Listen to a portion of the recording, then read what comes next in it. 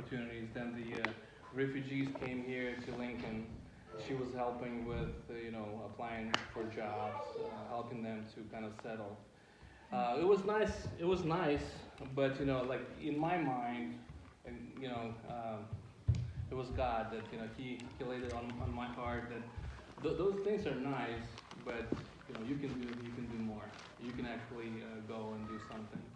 So and then the idea was born, and I talked to Ian. He was driving, I think, to Michigan, if I recall. Yep. And then we got talking. And we had we met for a coffee. We had a very mutual understanding that we can actually do something, not just send money. Because one thing just to send money, don't get me wrong, that's a very noble thing to do. But actually do it yourself. So we were talking on the phone with him, and we had no plan. We had no idea how it's going to look like. But we made a decision. So him and I, we made a decision that we're going to do it. And before any plans, we made a ticket. So we made a ticket, and then we was like, okay, what now? Buying a ticket, I think he said or I said, buying a ticket is just the easiest thing. Okay, now we've got the ticket. What do we do now? Now it's the hard part. So I spoke to my dad, and he said, well, yeah, our church can be part of this. So the idea was that we would maybe show up and we'll get like a cargo van. We'll buy some food, and we're gonna place them in boxes. I'm just gonna deliver. Well, and remember too, like as we were trying to come up with a plan, Yvonne and I had both felt, a strong calling from God for a long time that we needed to go beyond financial gifts and go there in person. So we met, we talked about that, and our first part was, well, what type of help do we offer? Right. Like we know God wants us to help, but we don't know specifically what that direction looks like. So we start reaching out, looking for contacts and asking them, what's the number one thing that you need? And the answer is usually ammunition. Okay, we can't provide that. What's number two? F-16 and tanks. Yeah, F-16, tanks, That's ammo. it, please. Yeah. So we said, okay, what's something we can fit in our suitcases, So then it came down to food. Food was something that we could help with. Right. So I shared that idea with my dad, and their church, they jumped on board right away. Like, okay, we can. So we decided to kind of settle the base at the Dubna Church. So Dubna Church, that's where I'm from. That's where my parents live. And he retired not too long ago, but he's still involved in the ministry. So then one thing led to another, and so the van was not big enough, the idea of having a van. So we're like, okay, well, we have relatives who's in trucking. Like, well, we're just going to ask them if they can provide with a semi-truck. We're just going to use that, and we're just going to fill it. I don't know, we were confident. To fill a semi-truck of food, I mean, it's money. It's money. It's money. So we're like, okay, the idea is wonderful. How do we deal with the finances? And so we decided to just talk to our friends and family. But you called me and said, hey, I did call you. hey, we wanna do this idea. Ian and I came up with the idea to go and help, and the closest area to the front line is Kherson. Correct.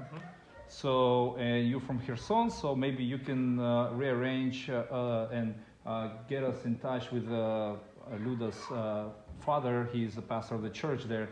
Can you rearrange so we can get together, and maybe you want to join us?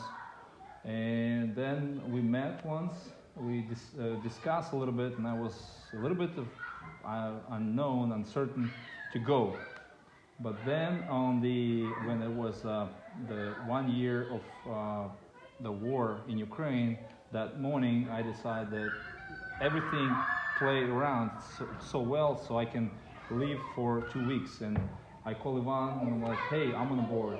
And but decision already was made to take a semi truck from west of Ukraine, northwest of Ukraine, to south, to the city that's currently, and that time as well, and before that, was under missile attack every day. Mhm. So now you're dead with the church. Yeah, so we talked to family and friends, and this is just like, it's interesting fact, we were raising money, so like, we went from basically zero, and then we went up to like 5,000, 6,000, and so I'm calling my dad, so okay, we have, 5,000, so he's spending money is at the same kind of tempo, Rate, the yeah. same rate. So we would spend, we would raise 7,000. He would spend 7,000. They go on purchase food. more food. So it will, so our ideal number was $15,000 to cover the whole truck. It's with the fuel and Plus fuel. fuel, yes, just for the food. food. And early on, I mean, our goal was not terribly aspirational. I mean, you and I were talking a little bit about, okay, so we'll raise a certain amount of money, and then if we don't get our goal, you and I will just fill the rest of the goal. Yes, yeah. And we didn't realize how naive that thinking was going to be. that was what our plan B.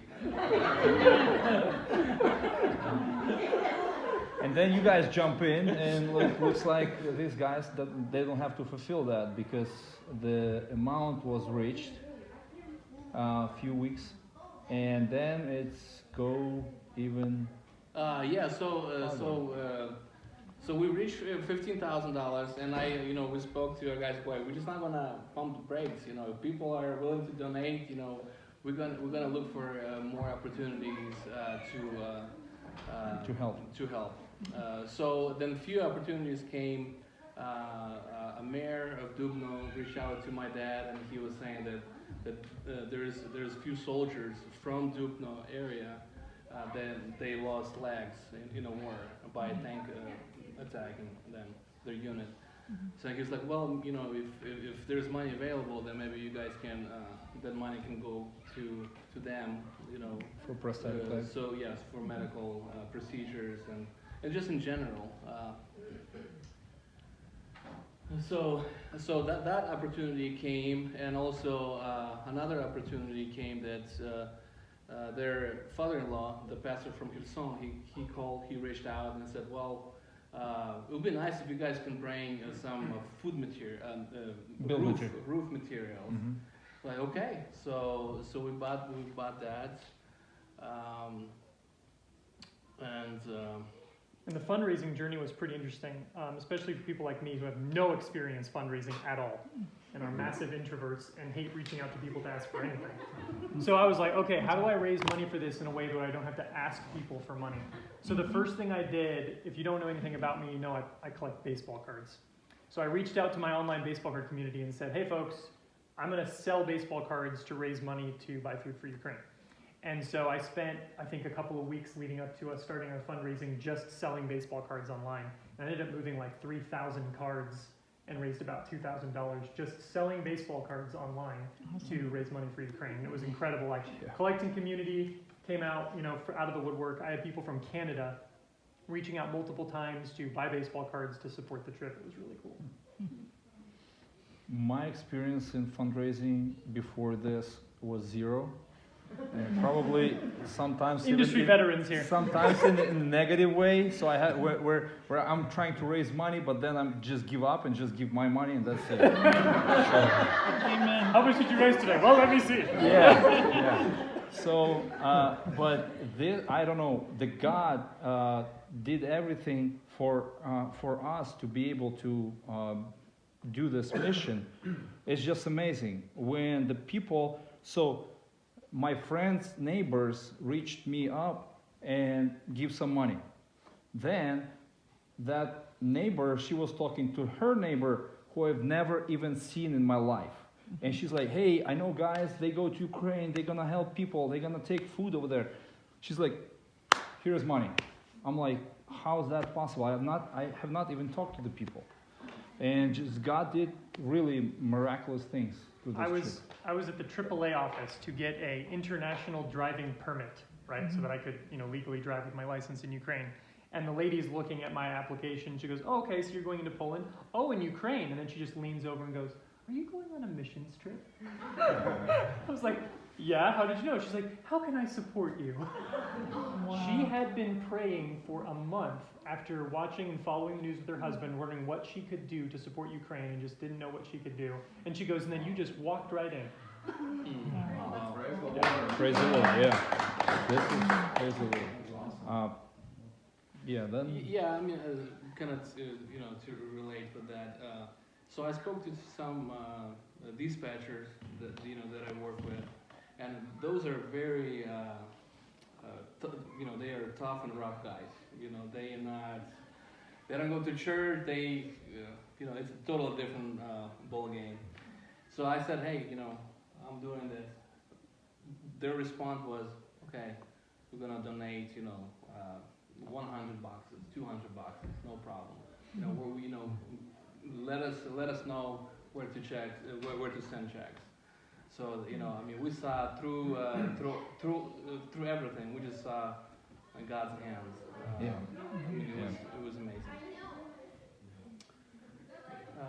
Maybe we should. So- go ahead. Yes. Yeah, two questions. How many boxes of food did you end up doing, and then how much money did you raise? I didn't ever see it. How much? Okay, so we had more than 1,000 boxes Wow. Of food. of food, but we also 1,200. had treats for kids. And I don't even know how many, like Yeah, hundreds of packages. hundreds of candy packages for of, kids. of Packages for candy kids. treats for kids. So the total amount was $30,250. Great. Wow. So $15,000 went to food. There's also expenses for diesel, things like that. Also, but the soldiers, like they already spoke about that. And the truck, right? There's general weight limit requirements for semis and how much you can transport safely, right? We have that in the U.S. That's why those semis will get pulled over and get weighed. Talk about that. So the limit, the trailer limit is 20 tons. It's 40,000 pounds. So about 40,000, a little bit more. So we loaded that sucker. It was 26 tons. So it was a little overweight, but Yeah, and a little. Also, when we talk, when Ivan brought this idea to go, and I called my father-in-law, and I said there is an idea, this, and Ivan said that there is boxes with the canned meat, and I said, yeah, those boxes will contain canned meat for a family of 4, sustained for like 5 days or so, and plus other stuff like rice, like cooking oil, like whatever. And he was shocked because in those villages, some people didn't have a meat for a long period of time. The reason why, because no electricity, no fridge. To go buy meat, yes, they live in villages, but what happened when this missile attacks happen, the cows, they go crazy. They just go crazy in the stables. Not only cows, but everything. Chickens, like we're talking about Livestock, all livestock. So what they did, they just opened the doors and let the animals like flee somewhere. And when the animals flee, they cannot get them back together for some obvious reasons, that the fields, they all landmines. And for the farmer to go and look for his cow, it can be like dangerous. Yeah. So they said, yeah, we saw some cows walking around, but we just afraid to go there. So, and the families there in the villages, huge, because one family was grandfather, his daughter, her husband, and 5 kids. Like the family is big. Like there is families with 6 kids, 7 kids. Some kids even was born during the occupation. So we saw the ladies with like 6-month-old babies on hands. So it's just people didn't have meat, and when I call and tell him that we're gonna bring some canned meat, he was shocked. So that's what people really need.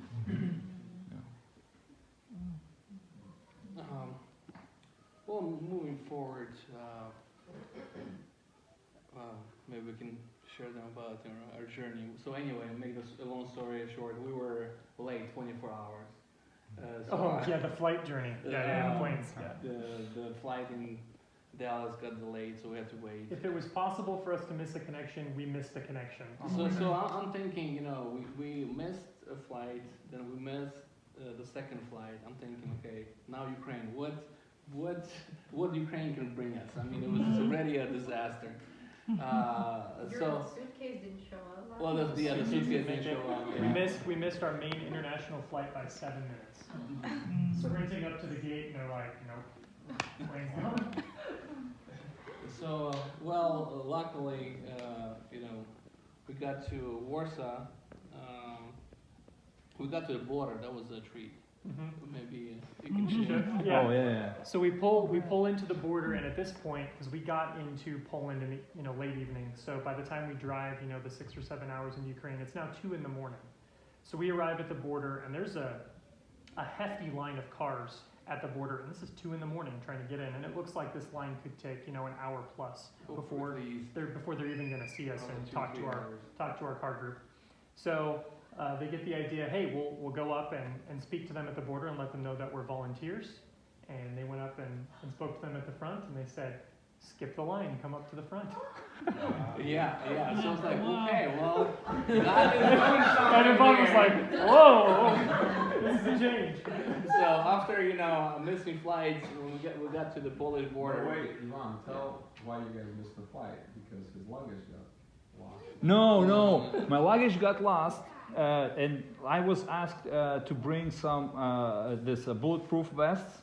So I have to take 2 luggages, because if you put those bulletproof vests in one, Way that's too it. much. It's Just it. all the weight. Yeah. So I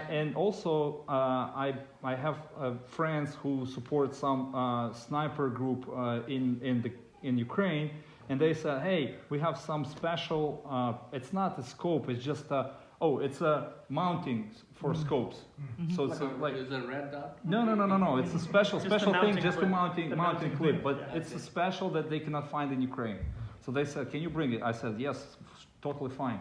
So I put it in the luggage, get to Warsaw, everything lost. And my bus is in a few hours, it's gonna leave to Ukraine, so I cannot wait even more. So I have to write a letter that I let Ivan to pick my luggage. So Ivan got lost his luggage, but pick up mine, and they brought it back to Ukraine. So, Yeah. so there is a lot. Yeah. There was a lot of going on. The Lord gave away luggage, and it was pretty interesting what was going on with all the bags. I mean, I don't know. Maybe you guys have some questions. We have a really cool video Ian did. So it's about 10 minutes, and after that. No, you said Titanic. Ой-ой-ой. The lane of the Titanic movie.